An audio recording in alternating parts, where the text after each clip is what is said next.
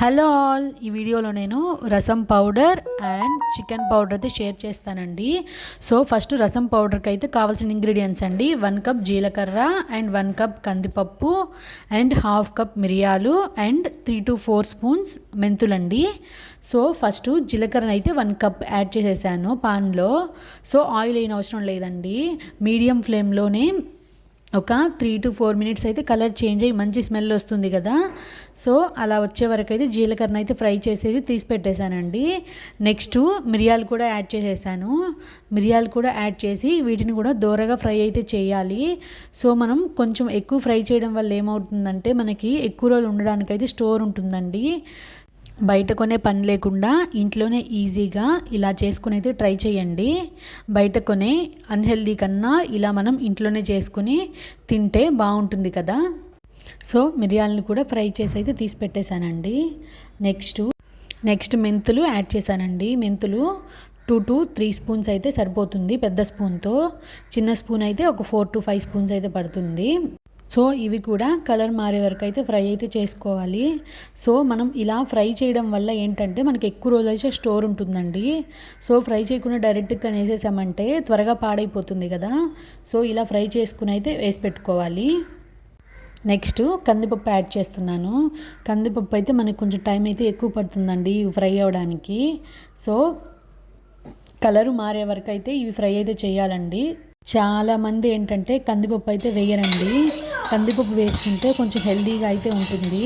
So చిన్నపిల్లలకు పెట్టే వాళ్ళైతే మాత్రం కొంచెం కందిపప్పు అయితే యాడ్ చేసుకోండి, కొంచెం స్ట్రెంత్ ఉంటుంది కదండి.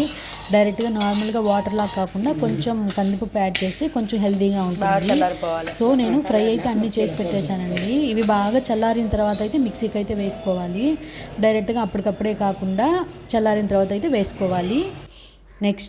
Next chicken and mutton masala అండి ఇది. సో దీనికి కావాల్సిన ఇంగ్రీడియంట్స్ కూడా చూడండి. నేను 1 కప్పు సోంపు తీసుకున్నాను అండ్ 1 కప్ ధనియాలు అండ్ పచ్చెనగపప్పు ఒక 4 to 5 స్పూన్స్ తీసుకున్నానండి. మిరియాలు కూడా 3 to 4 స్పూన్స్ అయితే తీసుకున్నాను పెద్ద స్పూన్స్. ఇంకా హోల్ మసాలా స్పైసెస్ అండి, ఒక 2 బిర్యానీ ఆకులు అండ్ లవంగా, పట్ట, ఏలక్కాయలు, జీడిపప్పులు అవైతే తీసుకున్నానండి, హోల్ స్పైసెస్. ఫస్ట్ 1 కప్ ధనియాలను అయితే యాడ్ చేసేసాను. సో ధనియాలను కూడా వేపేటప్పుడు మంచి స్మెల్ అయితే వస్తుందండి. సో కలర్ మారే వరకు అయితే ధనియాలను అయితే ఫ్రై చేయాలి. మనం చికెన్ కర్రీ, మటన్ కర్రీ చేసేటప్పుడు రకరకాలు అయితే యాడ్ చేస్తుంటాం కదా. ధనియాల పౌడర్ అని, జీలకర్ర పౌడర్ అని, నెక్స్ట్ మిరియాలు, ఇవన్నీ యాడ్ చేస్తుంటాం కదా.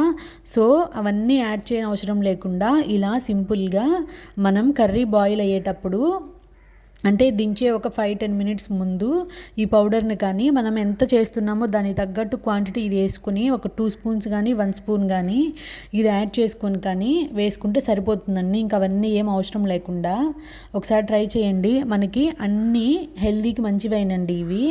ధనియాలు కానీ సోంపు కానీ డైజెషన్కి అయితే మంచి హెల్దీ కదా. నెక్స్ట్ సోంపు యాడ్ చేశానండి నేను. సోంపు కూడా లైట్గా ఫ్రై అయితే చేసుకోవాలి.